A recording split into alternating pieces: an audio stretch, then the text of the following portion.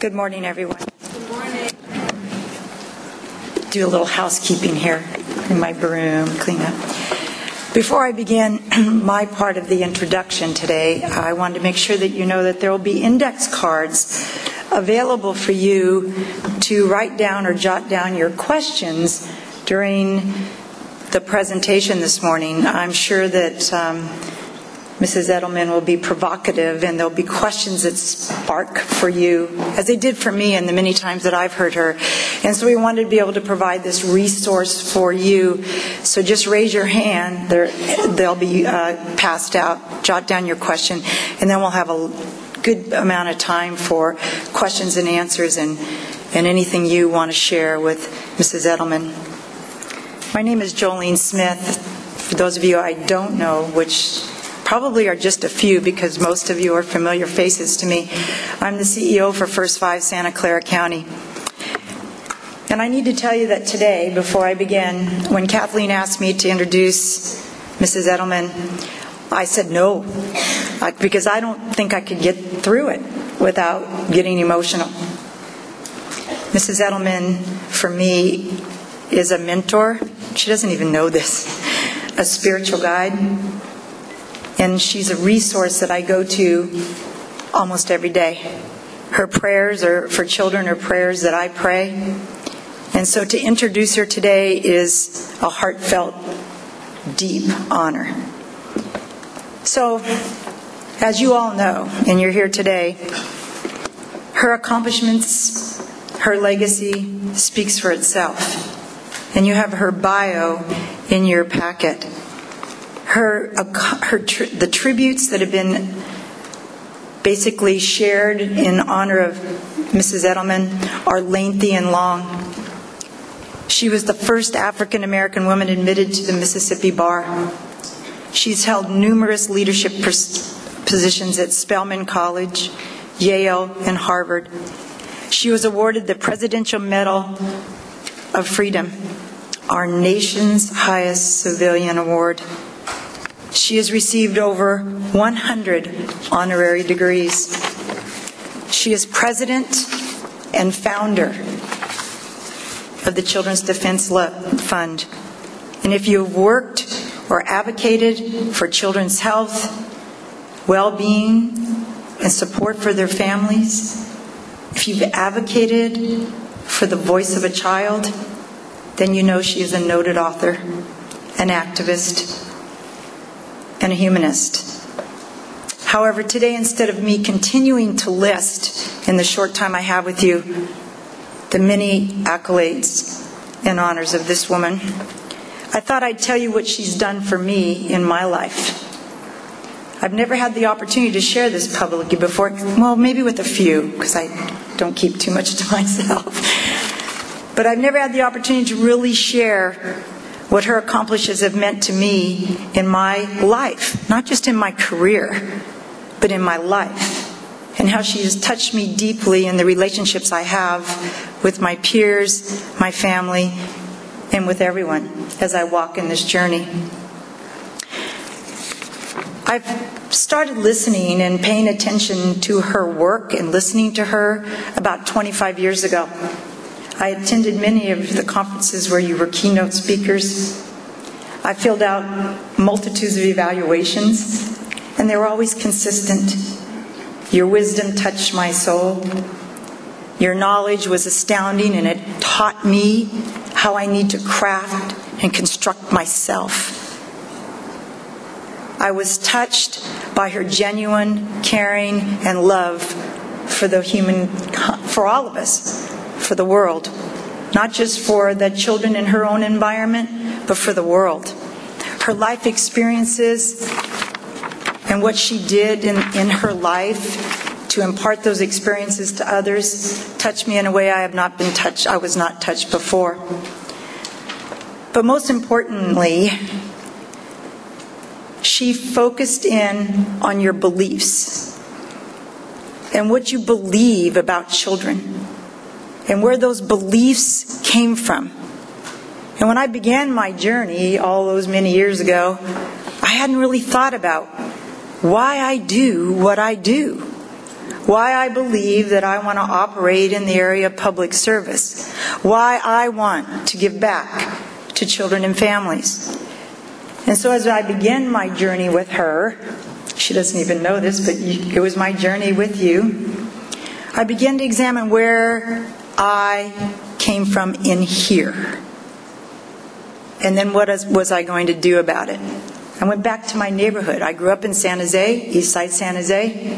I lived in a neighborhood that were first generations. And in my neighborhood, the one thing that we knew is that we loved all our neighbors. And we knew all our neighbors loved us. We were everybody's kid. In fact, I was listening to the attendance, and when I was in high school, I tried to be truant. Didn't get me very far because 4 people called my mother. I remember once, and she taught me to go inside. I remember one instance when I had an earache. I was about 10 years old. And in my neighborhood, if you were sick, everybody was on the front porch telling your mother what to do. And on my maternal side, it's Latino. On my paternal side, it's Italian. So, of course, ear infections were cured with olive oil. Olive oil, on the Latino side, with my neighbors, sharing with my mom, you would grind up a little chili powder, put it in the olive oil. On the Italian side, you ground up a little oregano, because oregano drew out the infection. As my mother filled my ear with olive oil, I could hear the women in the front yard talking about me being sick.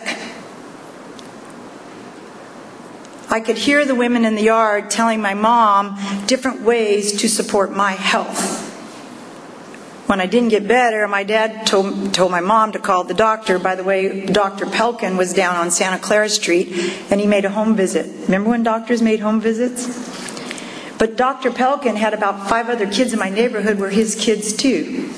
So as he drove up, all the kids would rush out to see Dr. Pelkin to get their then sucker. Well, that was a good thing, to get that sugar sucker. Little did we know.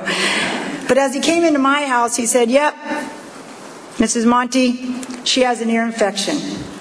But she also has one heck of a salad dressing in that ear." And there were a lot of other home remedies my neighborhood came up with. But here's the point. The point of that was that Miss Edelman taught me to go inside and figure out what that experience, because I heard those women talking about me, what that experience meant to me as a kid. And it made me feel that I mattered. Mrs. Bullock used to do ironing in the summer, and she'd get a long extension cord, and she would put that ironing board outside so that we could all play outside in the summer later with her watching us. My mother wasn't even there. So that grounding, that sense of belonging, that sense that I mattered, that I was significant in that neighborhood, stayed with me. The teachings of my grandmother about have a sense of purpose. Do whatever job you want to do, but make it worthwhile for you. Give back. You taught me to go inside. You taught me to live my beliefs in the job that I do every day. It's why I get up in the morning. It's why I have courage to do what I have to do. She taught me to identify the people in your life who are your lanterns. And she taught me to really understand why they're your lanterns. Because those are the people that help light the way for you. Those are the people you go to. Even yesterday, I talked to one of my lantern people. Because I was like, oh, I got to do this, I got to do this. Stop. Think about that mom you just talked to that appreciated the services that First Five brought to her. That it was a small miracle that she came up to you today, because nothing happens by accident. It grounded me. It helped me to go on. So identifying the lantern people was what she taught me. And lastly, the biggest message, I think, for anyone who gets in touch with their beliefs and acts on their beliefs that she helped me to understand is to persevere. to walk tall in your beliefs, to stand tall in your beliefs, and to keep walking until your vision becomes a reality. To persevere against all odds, because the odds, as we've seen today, are great. But as she said, if not you, then who? A favorite quote of yours, Mrs. Edelman, that I think about, let me get it because I'm off my notes, as I always go when I speak from my heart. You said, the public service is the rent we pay to be living. It is the very purpose of life, and not something you do in your spare time. If you're walking and in touch with the beliefs, it's not something you do 9 to 5. It's who you are, who you are in touch with, who generations before you helped support and develop. That's why you're my mentor. That's why you're a spiritual guide. Finally, I'd like to share a quote Mrs. Edelman wrote in her book, Lanterns, about her mentors. She said, they reinforced in me a sense that I could transcend the world. I lived in to help transform it into the world I wanted to see. They taught the oneness of humankind and shared a passion for justice and excellence. They empowered me to make a difference. I thank them and hope to pass their torch to those coming behind. Well, Mrs. Edelman, as my mentor, that is what you've done for me. I will be eternally grateful for that first conference I went to over 25 years ago, for what it has taught me and how that teaching has impacted my life. I will carry the torch and pass it on to keep the dream alive. Without further ado, I'd like to welcome and honor Mrs. Marian Wright Edelman, who is our guest speaker today.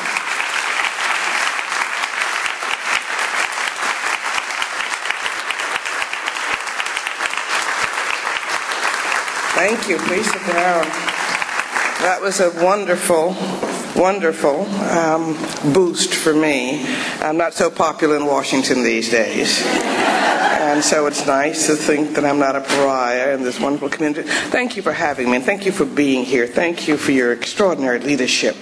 Your executive director, your foundation. I wish I could clone the Santa Clara Community Foundation. And when I read your report and your vision for what we've got to do for every child and the health care that we must provide, I was just deeply moved. And I hope you will come and present that vision and what you've been able to accomplish at our national conference. It's the first one we've had in almost a decade. But and you all got to come, because we've all got to close our courage gap and build the transforming nonviolent movement we've got to have to change the values and priorities of this nation. Our children need you as never before. So this is a hard-working movement-building conference, and thank you for success, for success in that your wonderful work, because giving every child a good early childhood foundation and start in life is absolutely crucial. So I'm just thrilled to be here. This is a very scary time in our nation, and I can't overemphasize what is at stake if we don't get our voices together and do what we've got to do for our children. Dietrich Bonhoeffer, whom I quote in every speech, who was the great Protestant German theologian who believed, as I do, that the test of the morality, and I would add common sense of a society, is how it treats its children. And after 40 years, and I would have thought I'd be out of business by now, I'm just dismayed that America is still flunking Bonhoeffer's test every hour of every day. We let a child drop out of school every 8 seconds. We let a child be born into poverty in the richest nation on earth every 34 seconds. We let one of our children, but this number has changed, because all of the last 2 years, I say a child was born without health insurance every 42 seconds. It's now every 87 seconds. So we've made some huge progress, thanks to what you're doing and others, but you know all that progress is at risk, because we don't know quite what's going to happen on the Affordable Care Act. but the work of people out in local communities just doing what you got to do, like the Santa Clara Foundation, is so important, and I thank you for that. Every minute a child has a child. Every 3 hours, and we've made progress over the last 20 years on gun violence. When we began doing our annual child and gun violence reports, we had 15 children being killed every day from gun violence. Now it's 8, well, closer to 7, between 7 and 8, with one every 3 hours. We lose more children each year than we have lost in the Iraq War and military casualties since it began. We need an anti-war movement here at home to keep our children safe from gun violence. It's a major public health issue. And child abuse and neglect is a problem that afflicts and kills a child every 6 hours. We can do better. We must do better. These facts, these moments in the lives of our children are the greatest single security threat this nation faces. It comes from no enemy without. It comes from our enemy within, and if we don't change course and invest in the health care and the well-being and the early childhood development and the education of every child, this country is going to be a second and third-rate power. We're not going to have a labor force that's going to be able to compete with other nations, and so we have got to move to that next step of child advocacy, and I'm just so grateful to have the chance to share a lot of that with you today. You know a lot about poor health and about health care, and you've done so much. Poor health in childhood is limited not only with poor health as children grow into adulthood, but with lower income and wealth. And one of the things I'm so grateful in reading your report and your vision is your recognition of just plain old common sense. Children do not come in pieces.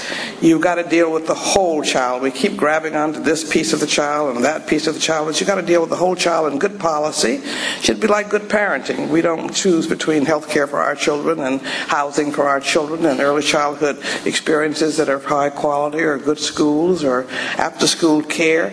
So your recognition that children don't come in pieces, and secondly, that you've got to have a continuum of care from before birth to adulthood. I mean, no parent's going to give up on a child after birth, or before they get into school, or after they get into school, or when they get into college, and we know how many of them are moving back home after college, which is a very sweet but mixed blessing, because they can't find jobs, and there are so many grandparents now raising grandchildren because the wonderful stories of what the neighbors did, and we were community property, so I knew, if we did something we were not supposed to do, and if I was someplace, it was home before I knew it, and everybody felt that they could correct us. But a lot of the neighbors are not home anymore, and a lot of the neighbors are scared of our children and close the door when they see young people going, and so the neighbors are not there the way they used to. We've got to reweave the fabric of community and of neighborhoods. A lot of families battered by so many changes in our culture, by structural changes in the economy, are not there anymore, and we've got to reweave the fabric of family and extended family until those families can get back on their feet, and we've got to provide the kind of home visiting and parenting supports that everybody needs. You can't teach what you don't know. And I've always felt so blessed to have had the kind of extended family. They didn't do olive oil, but we had our counterparts. But we've got to get our families back together, and we've got to, though, recognize that no family raises a child by themselves. And those community voices and those neighborhood voices and those wise people were absolutely essential co-parents, and I'm grateful for that. But our families are frayed. And our communities have frayed, which is why it's a breath of fresh air to see this foundation of what you're trying to do in bringing the community's resources together to focus on the health of the child, but the health of the child construed very broadly. Poor health in childhood does not just affect their health into adulthood, but lower income and wealth. And poverty is growing. The income and wealth gap are higher than they've been in recorded history. And healthy children, as we know, do better in school when they can see the blackboard and hear the teacher and concentrate. Today we've got 16.5 million, 16.4 million children who are poor in this nation.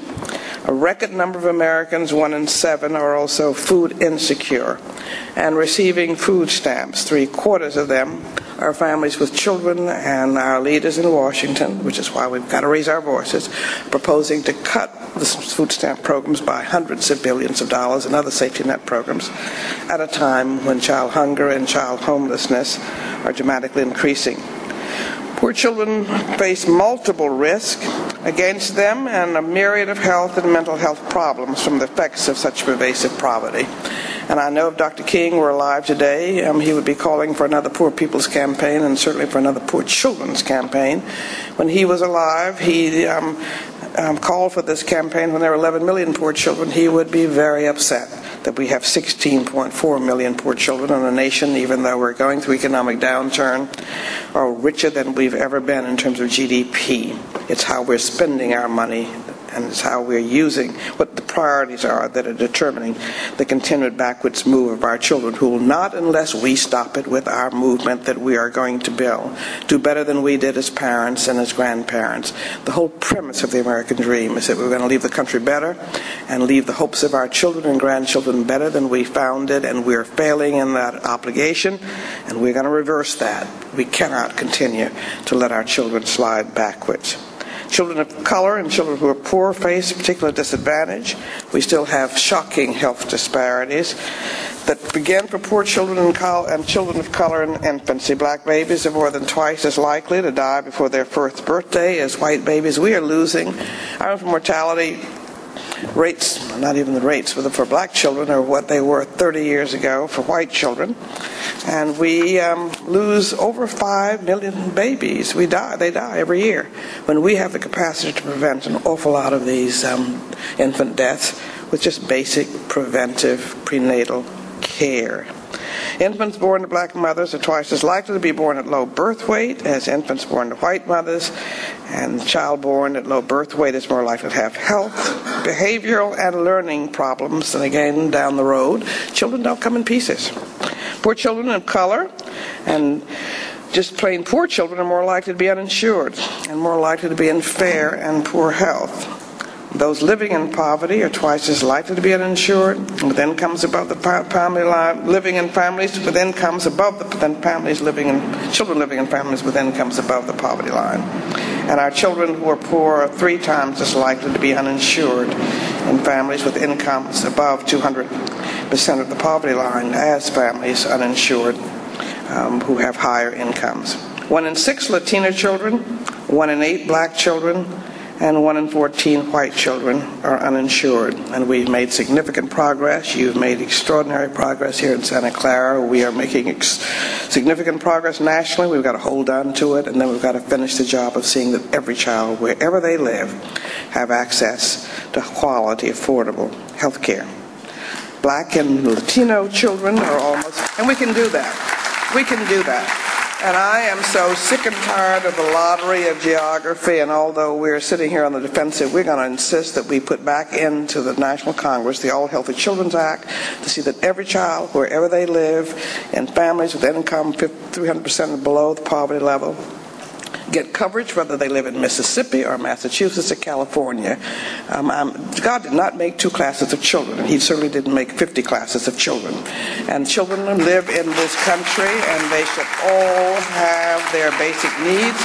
And I always think that the best defense is an offense. So you're going to hear us coming back in and say, let's get that All Healthy Children's Act, while they're trying to cut back here in California, and they're trying to cut back all over the country. The first place they pick on is poor children and child care and health care. We've got to be very clear and forceful, and not only say you can't move us backwards, but we're going to move forward. So stay tuned, because we really need to keep there protecting our children's health, regardless of whatever happens in the bigger health debate on the Act 2 and on the Affordable Care Act. Black teens, we know, and Latino teens are much more likely than white teens to be overweight or obese, and more than 1 in 3 black children and teens are overweight or obese, and I'm so glad that this has become a national public issue that is of concern here in this community. We estimate that 1 in 8 children in this country has some form of emotional or behavioral health disorder, and have had one of those in the last year. And the mental health system here is just totally inadequate for all of us, and certainly for our children. Many parents have to declare themselves neglectful or abused parents in order to get their children mental health services that are often not available in their communities. You should not have to say I'm an abusing and neglectful parent and incarcerate your children in an institution in order to get mental health services. We have got to do better. And it is still a wasteland for so many in so many parts of our country.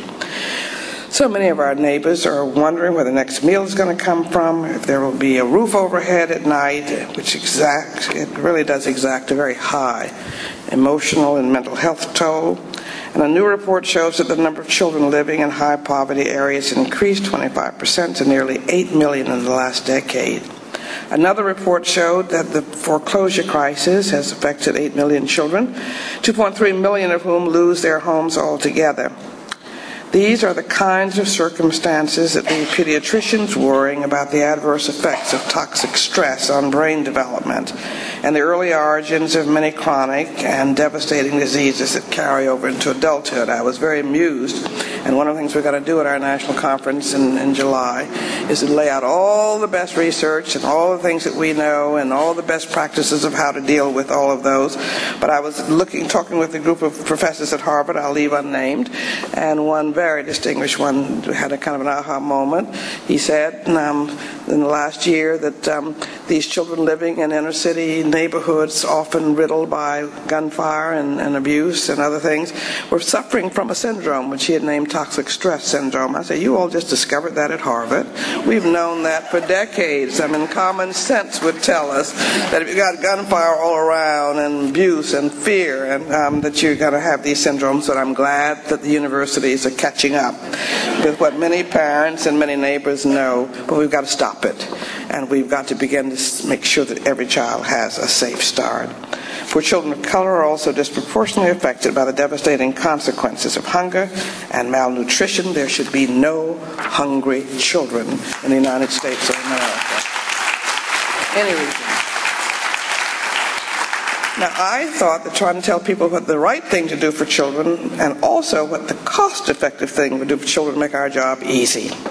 But it doesn't work out that way, and we've got to really talk about the self-interest of all of us in trying to keep children out of the hospital emergency rooms, and how much easier it is to cure and prevent that asthma rather than just deal with them in emergency room care, and that investing in children preventively and on an early intervention basis is so much better than trying to treat them after the fact and after they've dropped out of school and after they've gotten very sick and after their families have broken down. I don't know why it's so hard to get up. I don't know why it's so hard to say, trying to find out why children are not coming to school and are chronically absent, and why do we suspend them for truants and tardiness is beyond me as well. I never understood why we put a child out of school for not coming to school. We should find out why the child is not in school and do something about it. And it's just so difficult. Frederick Douglass said a long time ago that it's so much easier to build strong children than to fix broken men. And we've got to begin to change the paradigm in this nation from remediation after the problems become serious. We've got to stop this cradle-to-prison pipeline, which is sending 1 in 3 black children and 1 in 6 Latino black male children to jail in their lifetimes, and stop the misguided priorities in California and all across this nation of spending almost 3 times per pupil, per prisoner, than for public school pupil. That's a really dumb investment policy. And there are not enough jails we can continue to build, and they're just breeding grounds, our juvenile court systems too often, as well as adult jails, for more criminals. We've got to reverse course and begin to talk about how we prevent children from getting sick and from not getting the preventive health they need. How do we prevent children who are facing chronic diseases and absenteeism, because we know that asthma is probably the largest reason why children are absent from school.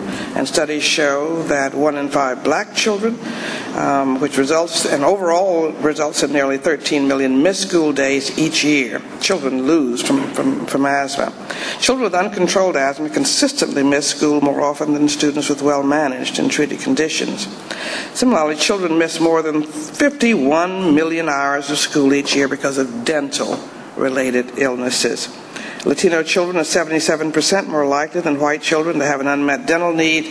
Children without health insurance are almost 3 times as likely as children with insurance who have not seen a dentist in more than 2 years, and my heart was broken 3 or 4 years ago when we were in the middle of trying to move ahead on health care for children, when we lost 2 children in 1 week to dental abscesses, which infected their brains. Children should not die from dental problems in the United States of America that we have the right chance to prevent. We can do better, and I hope that we will continue to make progress, as I'm sure. And we know about the reading and education and math failures of our children, and we can do better. And we know that if they get high school degrees, and now today we have to demand that they do even better, they're going to have a chance to be self-sufficient and contributing adults. And that health care and what effects that has on schooling is going to affect their long-term earnings potential. And again, you see the whole picture. You've adapted that in your vision for what you want to see happen for the children in this area. We need to have that become our national policy. There's just a huge, high cost to not insuring children. And we've got to begin to insist on primary care doctor visits, which cost less than emergency rooms. We must insist that we begin to invest in CHIP and Medicaid and Medi-Cal here. I mean, it would be very dumb for the governor to succeed in cutting back on your preventive health care programs and CHIP and Medicaid, because we see and from the data that an uninsured child costs the local community $2,100 more than for coverage for a child with Medicaid or CHIP. And we can't afford to cut back, and we must insist that those cuts not go through. He needs to look someplace else to balance the budget, and not on the backs of children. I don't know where that $16 billion is going to come from, but it should not come out of our children's back hide. It should not come out of health care. It should not come out of child care. It should not come out of education. And so the job that you've got to do is pretty clear, and I'm sure you're going to be up it. We've got to make a big strategic ruckus. And we've got to change the notion that the first thing you cut is children, and have them pick on somebody their own side. And so that's going to be true here in California. It has to be true throughout the nation, which is why we have got to form and build a strong, strong movement for our children and for our nation's future and for our nation's soul. My family clips a lot of things, and we don't throw away very much, and my sister sent me an anonymous sage's words that said, everything our nation and all of us need to know about life can be learned from Noah's Ark. And the first lesson that this sage, this anonymous person said is, don't miss the boat. And the United States really is going to miss the boat if we don't wake up, see what is happening to our children in so many of our child caring systems, and reverse course and prepare them for the future. I'm never able to kind of deal with these figures that I'm about to say, but the fact that a majority of all of our children and all racial and income groups cannot read or compute at grade level in 4th, 8th, or 12th grade, and that over 80% of our black and Latino children cannot read or compute at grade level in 4th, 8th, or 12th grade if they have not already dropped out of school. And about 40% of them have, and when many of them stay in the school, the failure of schools to prepare them for what they're going to face in life really leaves them with 8th, 9th grade reading levels and computing levels. We're sentencing these children to social and economic death. What is a child going to do in this globalizing post-industrial economy if they can't read and compute at the most basic levels? We have got to really wake us up and say that we've got to do better if this country is going to prevail and be strong in the future. The second lesson from this stage was that we're all in the same boat. And many of us make these distinctions between our children and other people's children. Well, God didn't make two classes of children. And what happens to other people's children is going to affect the well-being of our own children. And many Americans may not like or think they have any self-interest in assuring a fair playing field for other people's children, especially poor children of color, but we're going to need them. And as you've seen in the last week, the headlines about the majority of babies being born in America has now become majority minority, and are children of color. And by 2019, but that figure is going to be revised backwards and downwards, I think, in light of this new findings on births to children of color. But we have been saying that by 2019, the majority of the child population will be children of color. Isn't it better to have those children educated and supporting our Social Security and our Medicare systems and ensuring a productive workforce than for us to be supporting them in costly prisons and other institutions? I think we need to wake people up and say this is a dangerous time and we have got to change course. The third lesson to remember, and we're not very good about this, is that it was not raining when Noah built the ark. Now, the rain has already begun to start on us, but the children of today really are our citizens and workers of tomorrow, and they have only one childhood, and acting with urgency and with persistence is absolutely crucial. And so thank you again for providing and trying to provide all of your children with health care and the dramatic progress that you've made, and the need for all of them for high quality experiences in the early years, because we know about the importance of early brain development, and yet early Head Start serves only 3% of the eligibles. We don't really have a high-quality universal pre-K system, and our federal education reforms are K-12, but we overlook the fact that only 10 states have a universal K program, kindergarten program. So the first step of making children be able to do well in school is already broken, and so one of the top priorities CDF will be undertaken over the next years, and until we succeed, is to have a high-quality pre-K and high-quality kindergarten system for every child in this nation so that they can be ready for school and really succeed in school. We keep holding children and poor children accountable for what we haven't given them in order to succeed, and that's not right. We can do better. The fourth lesson, which I know many of you who have become child advocates have begun to internalize, is don't listen to the critics and the naysayers. Just do what you got to do for children. If you don't want to do anything, you don't want to be criticized, don't do anything, don't say anything, and don't be anything. But this is the time for us all to step up and just say what is right for our children, and don't pay attention to all those folk who say it can't be done. Lesson 5 is, for safety's sake, travel in pairs. But better still, maybe the example of this community, travel as communities. Because it takes a community. It takes a lot of people coming together across disciplines and across sectors, and across race and across age and across, faiths to make the kind of movement that we've got to get to reverse the priorities in America and place children first. The fifth lesson from Noah's Ark, which is my favorite, is to remember that the Ark was built by amateurs and that the Titanic was built by professionals.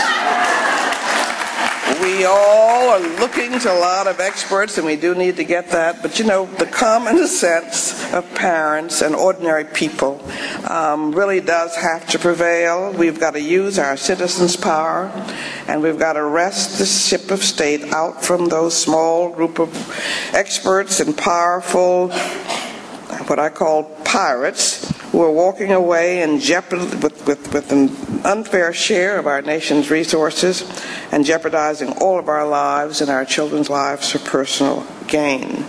A lot of people are sitting here waiting for Dr. King to come back. He's not coming back. We're it. We better get out and do what those folk did in the 60s in an unpredictable, unbelievable way.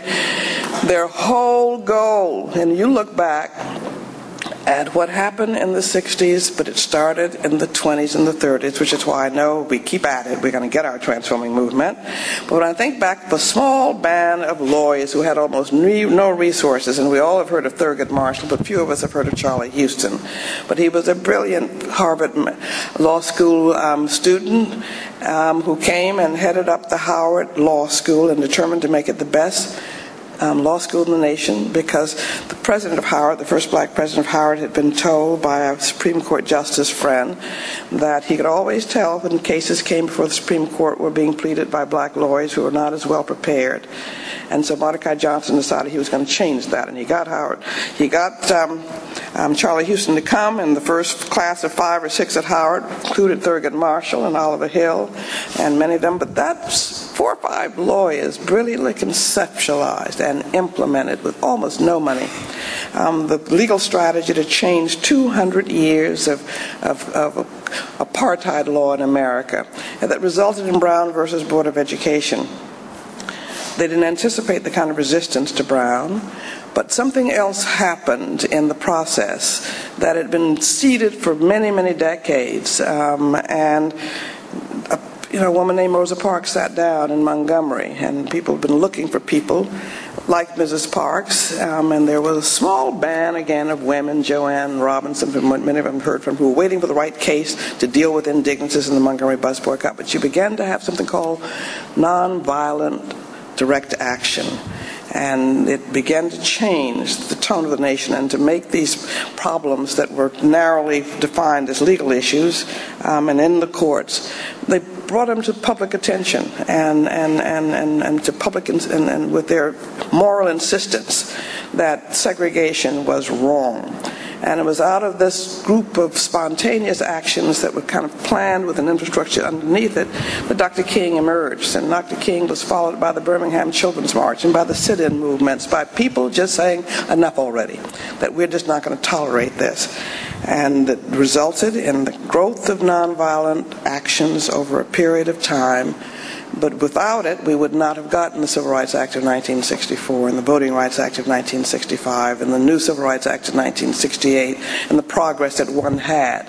And our job as child advocates, I'm convinced, and I'm sure that children are the frame by which we are going to have our next child transforming movement, came out of, the efforts of Dr. King and the Poor People's Campaign to see if he could bring together a cross-racial coalition to combat poverty and to change the priorities of the nation. He didn't always succeed, but out of that, CDF was born, and many other public interest groups were born. The Poor People's Campaign, which many announced was a failure. I just want to say to all those tens of millions of people who are sitting there with food stamps today and without any income, that they ought to thank those poor people who came to Resurrection City and sat in that mud, because just to get them out of town, get them out of Dodge, and they made hunger a national issue, and nobody wanted to believe that hunger was a problem, and nobody wanted to believe there are people with no income in America that could not afford to pay for food stamps, which Mississippi was charging $2 a person, and starvation was rampant across the country. And with the use of communication strategies and Robert Kennedy and Dr. King and 60 Minutes and all the things that they unleashed, and then this presence of this ragtail group of people coming to Washington saying we want jobs and income and we want an end to hunger, did begin to result in a few more investments in child nutrition and family nutrition, which grew incrementally from demonstration projects. They are now WIC, they are now food stamps. But the notion of a cross-racial movement to end poverty in this country is what we've been laying the seeds for in the next era, and we're going to have to succeed at a time when poverty is epidemic, and we want to finish that job, and we can do it. But I think that the framework is around children. We've got to find new theaters. You can't go back and do the same old things you did 50 years ago or 40 years ago. But we're spending a lot of time, and we'll be combating together, discussing together in Cincinnati with 3,000 people, I hope, if you all show up, and with young people and community people. What are those new forms of action strategies that can close the gap between what we know works for children, between what the research shows us? What are those things that we can begin to try? And we have been trying to develop strategic plans with our young leaders, and half of Cincinnati will be young leaders. Bring folk under 35 with you and 25, and we're even going to have lots of college students and high school students, but let's have a communal conversation on how we're going to get to the next phase of protecting children in this country. And we have been trying to do strategic plans on a couple of issues that have emerged on all the feeder systems into the cradle-to-prison pipeline. Started with health care and early childhood. But young people in our summits all around the country, the number one and number two concerns have been zero-tolerance school discipline policies that are expelling and suspending children at younger and younger ages, and even criminalizing them in earlier and early ages for nonviolent offenses, where we've got this obscenity of 6 and 7 and 8-year-old children being handcuffed on school grounds. You can't believe that 3 or 4 or 5 adults can't deal with a temper tantrum from a 6-year-old. They've got to call the police rather than the parent. We've got to stop this criminalization of children. We've got to begin to have common sense. And many of the offenses were for things that used to be settled in the parents, in the principal's office, or calling your parents. And one of the promising things that happened in the last several months was a major conference in New York City where the chief judges of 48 states, along with juvenile court judges and school officials, came to look at these zero-tolerance policies and are coming up with constructive approaches to restorative justice and to ways of keeping children in school, and to looking at the discretion that is often misused for nonviolent offenses, particularly against young Black and Latino males. And so our young people have been engaged with us in a strategic planning group applying the principles of Gene Sharp, who has cataloged every possible nonviolent action that has been developed to challenge oppression and dictatorships, and he's very rigorous, and he's laid out a set of principles, and so we're applying the Sharp principles, the zero-tolerance school discipline. Don't know if we'll have it ready by conference time, but we know we've got to find a new way of breaking through all the noise and a politically toxic climate, and so we're struggling. And the other issue is the cradle-to-prison pipeline and mass incarceration and racial profiling of Black and Latino youth, which is of deep concern. And we've got to stop this cradle-to-prison pipeline and replace it with a pipeline to college. It is becoming the new American Jim Crow, the new American apartheid.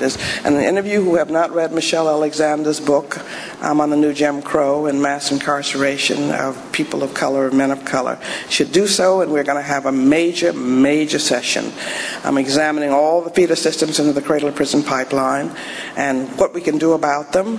And you know about Michelle Alexander, many people do, but you may not know about this extraordinary young man who has such a moral clarity, named Brian Stevenson, who heads the Equal Justice Initiative, and he was the leader in trying to end capital punishment for offenses by adults who committed those offenses when they were children, and he brilliantly argued 2 cases in the Supreme Court a few months ago, and we're awaiting the decision this year of life imprisonment for children who, for adults who committed crimes when they were 13, 14, 15, 16, and we have thousands of them throughout America. And again, we're the only industrialized nation that has been doing these kinds of things with our children. But he's going to be there, and we're going to have a robust conversation and an honest conversation about race in America, because you can't cure something until you've analyzed it and thought about it.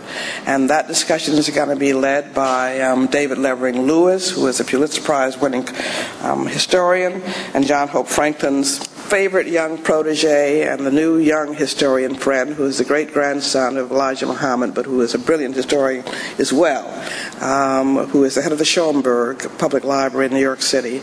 And they believe, as I do, that we're in the beginning of the second post-Reconstruction era, and that we've got to wake up, because when you add up 80% illiteracy among Black and Latino children, if you add up redistricting and voter suppression measures, if you add up the unemployment rates for our people and the disempowerment of mass incarceration, which means that many hundreds of people, thousands of people, tens of thousands of Black and Latino men and women cannot vote and get a job in the overground economy, that it is a very, very dangerous time, and we're on the verge of losing the last 50 or 60 years of progress.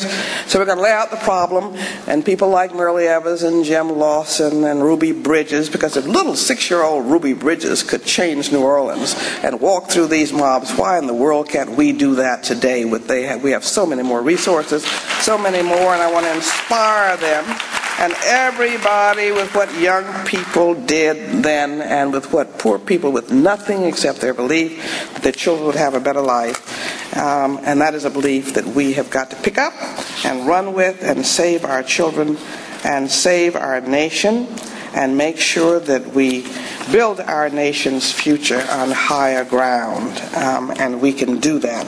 So I really hope you'll come. I hope you'll form children's action teams. I hope we'll come back, pick one of these issues that we're going to educate the public about, and work together to begin to transform our community and to work together to transform our state, to fight back these toxic budget cuts. We're in Washington where 285 people have taken a pledge not to raise any revenues. We're in Washington, your national capital, where the Ryan budget passed the House of Representatives. It would have been unthinkable 20 years ago or 10 years ago. He's proposing not to have any new tax increases on people with incomes in the top 1%. And to cut hundreds of billions of dollars from safety net programs. How can we let that happen? We must find our voice. I want to just end with a prayer, which I always do. It's my favorite. I didn't write this one, but she lets me change the words in it from time to time, which many of you may have heard from Anna Hughes, and I know I'm talking too long, and I ask your forgiveness. But let's pray for children, for all of our children, who sneak popsicles before supper, erase holes in math workbooks, and can never find their shoes. But let's also pray and stand up for and fight with all of our might for children who can't bound down the street in a new pair of sneakers, who never counted potatoes, who were born in places we wouldn't be caught dead, and who never go to the circus and live in an X-rated world. All of you who've been working so hard, lest we even decide to work harder, to pray and accept responsibility and stand up for children who bring us sticky kisses and fistfuls of dandelions, who hug us in a hurry and forget their lunch money. But let's also do that for those children who never get dessert, who have no safe blanket to drag behind them, who watch their parents watch them die, who can't find any food to steal, who don't have any rooms to clean up, whose pictures aren't on anybody's dresses, and whose monsters are real. Let's recommit to doing even more, to praying for and voting for and standing for and speaking for children who spend all their allowance before Tuesday, who throw tantrums in the grocery store and pick at their food like ghost stories too, who shove dirty clothes under the bed and never rinse out the tub, who get visits from the tooth fairy, who don't like to be kissed in front of the carpool, who squirm in church or temple and mosque and scream in the phone, whose tears we sometimes laugh at and whose smiles can make us cry. But let's all who are working so hard and who are here today and committed to the well-being of the health of all of our children, let's just renew our commitment to praying and standing for and building together that transforming movement in our communities and across the nation. For those children whose nightmares come in the daytime, who will eat anything, who've never seen a dentist, who aren't spoiled by anybody, who go to bed hungry and cry themselves to sleep, whose hugs and kisses would make, for whom hugs and kisses would make a difference, and children who live and move but have no being. Finally, let's pray and accept responsibility and stand up for and form community action teams and children's action team, making a noise for children who want to be carried, but also for those children who must be carried, for those children we never give up on, but also for children who don't get a second chance. Let's build that movement, that transforming movement, for all of those children who are our own, whom we often smother, but also for children who will grab the hands of anyone kind enough to offer it. And from the bottom of my heart, I thank the Santa Clara Foundation and community and all of you who are working on children's issues for giving that hand. I look forward to seeing you again soon.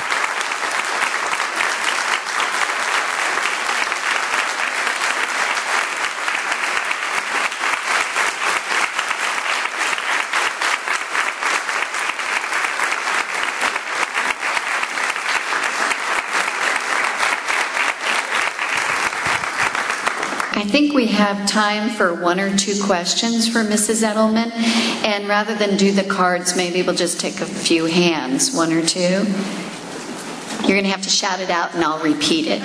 Thank you so much for your inspiring work. I really appreciate it. I'm wondering where the conversation is happening to continue to support families with the high divorce rates. We know that children who grow up in a stable family home, that family unit and the community can support that, but with families that are breaking up, where is the conversation happening to support families? So if everybody heard the question is, where's the conversation going around keeping families together? It's going on every day at the Children's Defense Fund, and everything we do, because children, again, don't come in pieces, and families and parents and increasingly grandparents, and we are trying to, there are about 4 million children who are living in grandparent-headed households, and we've got to reweave the fabric of family, and everything we do in our policy developments is to see how we can strengthen the stability of families and the permanence of families and the importance of parents. And so we try to do that in all of our legislative policy work and our administrative policy work, but we also at the same time say that you've got to help children. They're not responsible for the parents they did not choose. And so you've got to make sure that they get what they need while you're trying to rebuild family and community values. But it is something that is integral to our work, and hopefully it will be a big piece of the conversation at our Cincinnati conference in July. So I would like to see many of us at the conference in July. I have one more question over here. Can you shout it out, Dr. Harris? Sure. What a wonderful talk, and you're so inspiring. As we were talking about needing to find new ways of engaging the public, I started thinking about, well, do we need 1 million kids march? That's sort of an old thing. The only social movement of the last year that got new traction was the Occupy movement and the 99 versus the 1%. What's your thought of new directions for motivating? Oh, we are struggling with those new directions, and we're going to struggle together. That's what Gene Sharp and I will share some of his readings, and I will see whether he can come to the conference. He and Jim Lawson will be there. They were both together in jail as pacifists in Ohio. They're both in their early 80s. Gene's a little frailer than Jim Lawson, but we're going to have a lot of from Early Evans to Ruby Bridges, as I said to Jim, we're going to be teaching serious nonviolent organizing tactics and the right questions to ask if you're going to try to begin to do more direct action. I'm very grateful for what Occupy did. They put the issue of wealth and income inequality on the national agenda and into the national awareness, and because of who they did it, who was doing it, it was very important. Now the job is for us to put the strategic plan of specific actions beneath it that can be sustained, and that's where the sharp principles of trying to figure out what is the source of your oppression, what are the pillars of their power, what are the ways in which you can weaken those pillars, who are your allies, and make sure when you identify all your allies that you still have the staying power and the power to win when they all abandon you, which happens an awful lot. But we're really trying to do the rigorous strategic planning, because when you get out there you want to be able to sustain it, you want people to be able to have very specific incremental gains but which lead toward, you see the whole house, and the whole house has to have health care and child care and education and after-school care and jobs and strong family supports and all that, but you've got to renovate it room by room. But you've always got to keep the comprehensive vision, and we're laying that all out, and we're going to be discussing it in July, but we're going to be giving people a lot of skills training. I'd like to kind of use some of you as a focus group on a new communications campaign that we're thinking about laying out, because we've got to learn how to break through all of this noise. We don't have the kind of resources is that more powerful interests do. But we're trying to think about how do we get children out there in the middle of all of this stuff. I mean, how many ads do you see on TV? How do you get children heard? But I'd like to figure out how we can do it. We've got to be doing serious media training and framing training so that you can know how to speak effectively. We've got to be doing serious organizing training. And I'm convinced that children, I don't know what form it's going to take, and young people are going to be key, and that the kind of community building models that will be highlighted, including our freedom schools, which is where I think a lot of the movement is going to come from, because over the last 20 years, quietly, I think about 90,000 pre-K now, we've gone down to pre-K to 12 children have been going through these freedom schools, which are literacy-based programs, but designed to empower children. All of our children learn about the Birmingham Children's March. They read the book on Little Ruby Bridges. They know what children did. They realize that they're not children in waiting. They're not citizens in waiting. They can do something. They go out each year and commit to a service activity as well as to a public policy activity, health care. When they went, it's nothing like seeing a senator's face when 500 or 1,000 children walk in and say, why are you not going to vote for my health care? Terrifies them. So we've really got to teach children how to be... And I loved my first baby stroller parade was in the Congress, and we ran Tom to lay down. Someone said, oh, they're not going to let baby strollers in the Congress past the security systems. You should have seen these black women security guards letting these baby strollers with their balloons in, and when they're terrified when they see children coming with a very specific ask, and children love sort of being engaged in their own. And the whole theme of Freedom Schools is I can make a difference in myself, in my country. The parents are coming to weekly workshops. We're trying to, this year we're debating whether we can get children registering their parents to vote and trying to figure out what their issue is, and at least making sure that parents teach children how to go to the voting booth with them. So but I think that again, you plant the seeds, you never know when they've reached critical mass, and it takes a long time.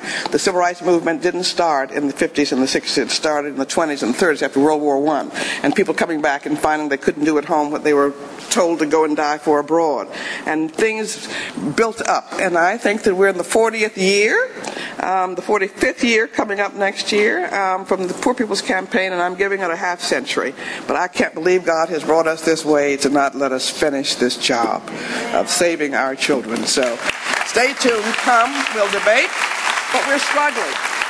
And it's harder today than it was in the 60s. We don't have Bull Connor. We don't have the police dogs, the fire hoses, the same 3 networks that could show these things on the television show. You got 9,000 10-second things going on all these networks. We had a group of experienced, well-informed Southern reporters who understood the context. There's a recent study that showed, and Moy has portrayed it, that on a half-hour newscast, you get about 24 or 5 seconds of hard news. Has all become entertainment. How do you get your issue out? And how do you get little children's needs who are voteless and voiceless? How do you get that attended to? But boy, we're going to figure it out, because we have to. Everything that is important to us as Americans depends on our figuring it out. And a country that does not protect its children is not going to stand for anything, and it's not going to be strong. And I will leave on a note that Dr. King, he called his mother the last day of his life in Memphis to give her his next Sunday sermon title, and it was Why America May Go to Hell. And he said America was going to go to hell if we didn't use all the richness that God had given us with to make sure that everybody in our midst got their basic necessities of life met. And I have no doubt that we have got to move that to the fore and to put the ultimate moral test and practical test before this country of whether a voteless, voiceless constituency can be protected and treated equally and given a level playing field.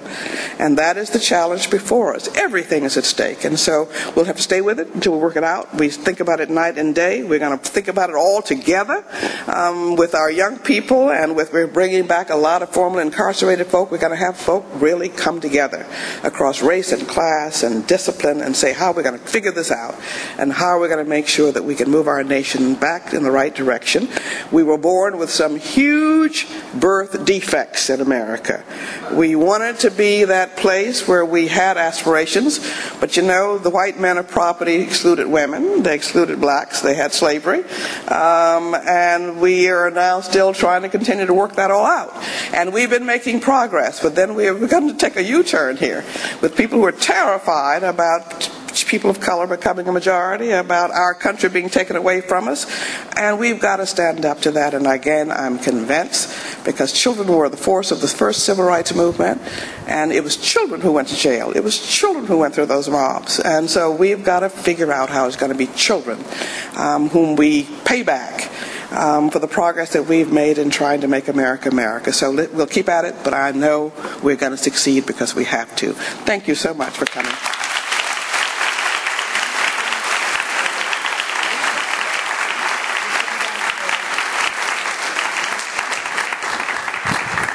So I promised Mrs. Turner, who schedules Mrs. Edelman, that we would get her moving on time. She has lunch. So the sponsors that are having lunch with Mrs. Edelman, the conference room is out this way. So you go out the door into the conference room, and then we will be having lunch in the auditorium, which everyone can go out this door. Before we go out, I want to thank all the volunteers. It takes a village, and there were a lot of volunteers that made this happen. I also want to see if Jennifer wants to show a little bit of the Kaiser video, if we've got it working, before we leave. And Children Now is going to be here during lunch in the courtyard, and they want to get little snippets from everyone that's willing to talk for a video they're taking, I believe, to the state legislators and governors about how important children are. And I'm sure each of us is available and willing to talk about that after this wonderful presentation. Oh, so we have the video going, but if we could, my son is here to carry Mrs. Edelman's bag, and if we could get the sponsors to go with Mrs. Edelman out and to the left to the boardroom, that would be great. And we'll watch a little of the video.